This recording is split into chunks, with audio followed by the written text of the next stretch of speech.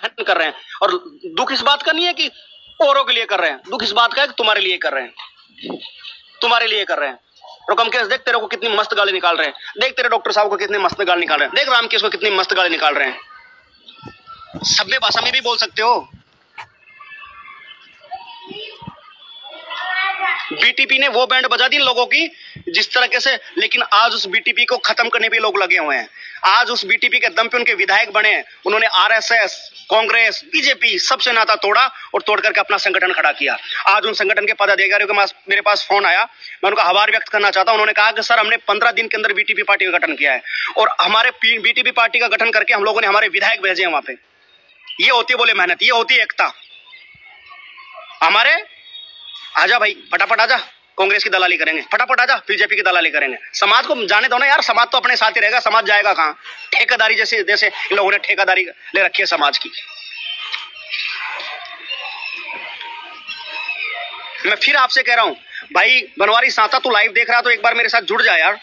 विक्रम मीणा तू भी जुड़ जा, रामकेश मीणा जी तुम भी जुड़ जाओ और मेरे को बता दो तुमने झंडा कब लगवा दिया है।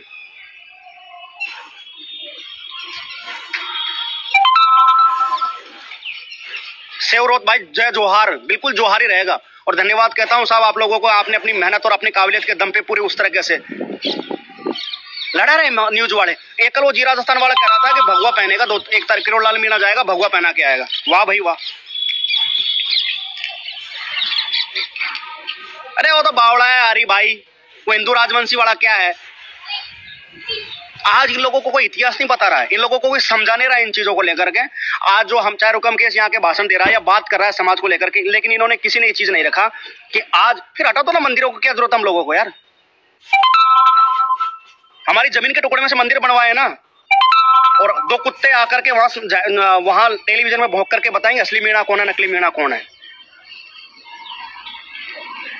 ये 2 कुत्ते बताएंगे।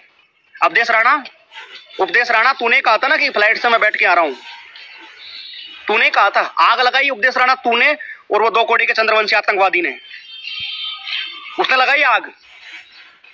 लेकिन तुमको लगा कि ये और समाज सुन करके चुप हो जाएंगे। अरे ये समाज तुम्हारे बाप है, तेरा बाप है सुदर्शन वाले न्यूज वाले, तेरा बाप है समाज।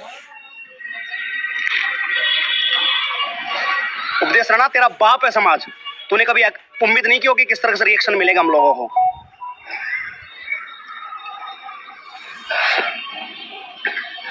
तो तुम पीछे हट गए बाद में और फिर अपने स्टेटमेंट से बदल गए। नहीं हमने कब कहा था हम 1 तारीख को आएंगे। सुदर्शन न्यूज वाले तू चैनल चला रहा था ना, तूने ये चीज कहा था कि 1 तारीख को आओ, आबागढ़ चलो, आबागढ़ चलो। और आज कह रहे हो हमने कुछ नहीं कहा, ये इनका एजेंडा था। लेकिन आज आपसे लो मौका है, ये ऐसा मौका जिंदगी में कभी नहीं आएगा। खुद जागरूक बनो, समझो कि लोग किस तरीके से हम लोगों का यूज कर रहे हैं। और ये छोटी छोटी गैंग चल रही ना संगठनों की। जब आरएसएस संगठन जैसा पूरे भारत में एक संगठन हो सकता है, तो हमारा आदिवासियों का एक संगठन क्यों नहीं हो सकता? क्यों नहीं हो सकता? नहीं हो सकता। उसका कारण बता देता हूं। यहां हर आदमी को अध्यक्ष बनना है, हर घर से अध्यक्ष बनना है, हर घर से अध्यक्ष बनना है। आरएसएस की ऐसी मुहिम चली जिसके अंदर अरे हमारे लोग भी इसमें लपेटे में आ गए, वो बन गए। लेकिन आज तक आदिवासियों का कोई संगठन नहीं चला जो पूरे भारत में चल रहा हो। किसी ने मीणा आदिवासी कर दिया, किसी ने युवा संघ कर दिया, किसी ने पश्चिम राजस्थान कर दिया, किसी ने उत्तर राजस्थान कर दिया। अगर चलाना होता ना संगठन, तो आदिवासी संगठन के नाम से पूरे भारत में एक संगठन होता। उसकी ताकत क्या होती? क्योंकि इससे सीधा टकरा सकता है तो आदिवासी संगठन टकरा सकता है। बात झंडे की नहीं है, बात अस्तित्व की है, बात हमारी जो धरोहर की है। आज ये लोग धीरे धीरे खत्म कर दिया धरोहर को, हमारी इतिहास खत्म कर रहे हैं। और एक दिन आकर के लोग कह देंगे कि हिंदू आदिवासी थे ही कब इस भारत में? राज तो हमने किया है, आजादी हमने ली है, जल जंगल की रक्षा हम लोगों ने की है। अरे ज्यादा दूर उदाहरण मत जाओ, 600 साल 800 साल 1000 साल मत जाओ, अभी का चले जाओ भाई साहब। भगत सिंह हो गया कि नहीं हो गया तुम्हारी किताबों से नष्ट? चंद्रशेखर आजाद हो गया कि नहीं हो गया तुम्हारी किताबों से आज? अब एपीजे अब्दुल कलाम को खत्म कर दिया। क्या पढ़ा गया? मोहम्मद कब आया, गोरी कब आया, अकबर कब आया, फलाना कब आया? इनको ये पता है, इनकी एक चाल है कि बाहर के लोगों को पढ़ाएंगे तो उसके बारे में क्या जान सकते हैं ये लोग कि बाहर से आए हैं, बाहर का इतिहास पढ़ लो। लेकिन आज तक किसी ने नहीं पढ़ाया कि बुद्धा मीणा कौन था, या बुद्धा मीणा जो पढ़ाया है उसका इतिहास क्या था? मीणा शासक कहां कहां राज किया, हटा दिया है किताबों से। ये तो धन्य है ऐसे एक सच्चे इतिहासकारों को जिन्होंने इतिहास में इस चीजों को दर्ज कर दिया जिसको आज हम लोग पढ़ रहे हैं, जिसको हम लोग आज पढ़ रहे हैं। और तुम ऐसा करके जा रहे हो समाज के लिए, जो आने वाली पीढ़ियां खोजती रह जाएगी कि मीणा समाज का इतिहास क्या है, खोजती रह जाएगी।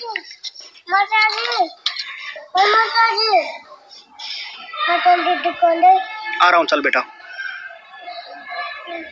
खोजती रह जाएगी, लेकिन कोई समझ नहीं रहा इन चीजों को। एडमिन बना रहे 5-5 लाख का ग्रुप है मीणा समाज का, क्या दिक्कत है? और उसमें पोस्ट, उसमें मोटिवेशनल कुछ नहीं। मेरा आप सभी से रिक्वेस्ट है, निवेदन इस चीज को लेकर के, किसी की गुलामी नहीं।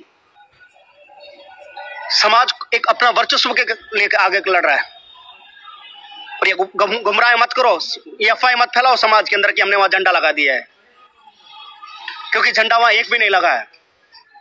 और लगाया तो कब लगाया? प्रशासन ने लगाया तो कब लगाया? क्योंकि लोगों की वहां के ऊपर की वाइट मेरे पास पड़ी हुई है, वहां की वीडियो मेरे पास पड़े हुए हैं।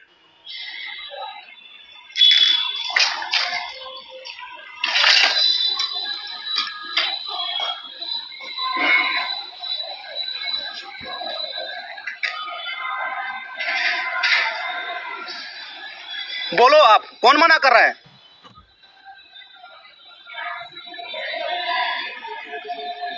हम पागल हैं? हमको लड़ा देते हैं चारों तरफ से, भाई भाई को लड़ा देते हैं। यहाँ ये राजनीति है यहाँ की, आराम से भाई भाई को लड़ा रहे हैं, मजे ले रहे हैं, लेकिन हमको कोई समझ नहीं रहा। यहाँ लीड की बात नहीं है, यहाँ वोट बैंक की बात नहीं है, यहाँ बात है कि अस्तित्व की, यहाँ बात है समाज की धरोहर की। झंडा कोई भी लगाए, समाज का झंडा लगना चाहिए।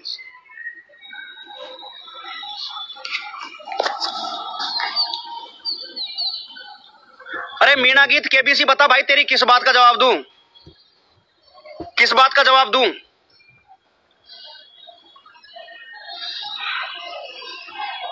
किस बात का जवाब दूं आप लोगों को? खुद में बुद्धि नहीं है क्या? खुद नहीं सोच सकते क्या किस चीज को लेकर के? ये फोटो खींचिए सबकी, एपी की उनकी चीजें एपी खींच लीजिए।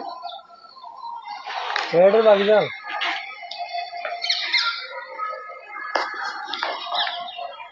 कोई तुम्हारे लिए कितना भी कर ले, तुम 2 मिनट में किसी के ऐसे कर देते हो। हर आदमी लड़ाई लड़ा अपने लिए। मीणा गीत, तू इस बात को कह रहा है ना कि तू हिंदू है, एक आदिवासी है, तो मैं एक चीज कहना चाहता हूं, गर्व से कहता हूं, मीणा हूं, गर्व से कहता हूं, गर्व से कहता हूं, आदिवासी हूं। लेकिन जितने, एक चीज तुम भी कान खोल के सुन लो, और एक बार अपने घर वालों से पूछ लो कि जितने भी जो हिंदू के रीति रिवाज है, जितना आदिवासी फॉलो कर रहे हैं उतना तो शायद हिंदू भी नहीं कर रहे हैं, उतना तो आदिवासी भी नहीं कर रहे हैं, वो सॉरी हिंदू वाले लोग भी नहीं कर रहे हैं। जो बात कर रहे हैं ना बड़ी बड़ी कि हमारा झंडा कैसे हटा दिया, हमारा झंडा कैसे हटा दिया, वो भी इतना फॉलो नहीं कर रहा जितना तुम कर रहे हो। रामायण घर वाले बैठाएंगे, अरे घर में घुसने से पहले घर का वो करवाएंगे, गृह प्रवेश।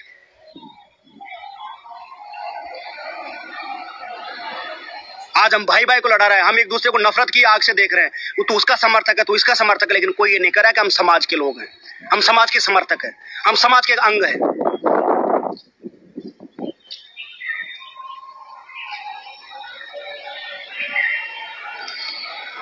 फॉरम में सब लोग लिखते हैं कि हम हिंदू धर्म है साहब, लेकिन एक बात और बता दूं, जो लोग ये पूछ रहे हैं ना कि हिंदू धर्म है फलाना ठिकाना, भाई साहब एक चीज बता दो, अगर वहां और कोई धर्म होगा, हो सकता है इनका आदिवासी धर्म इस बार इतनी मांग करनी चाहिए कि आदिवासी धर्म जोड़ दीजिए। लोगों की इच्छा है, वो क्या लिखेगा फिर? कांग्रेस के इतने मंत्री, एक ने भी मुद्दा उठाया क्या कि आदिवासी का अलग से कोड बना दो?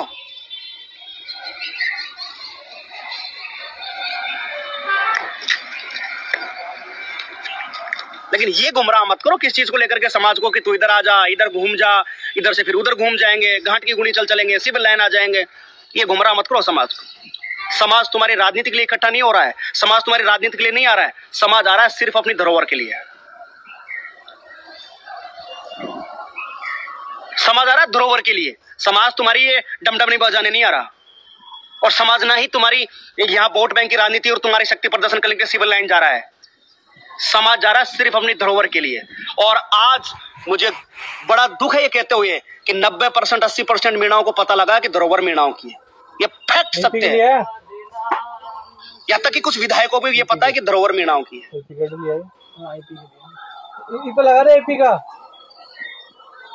धन्य है प्रकृति माँ का।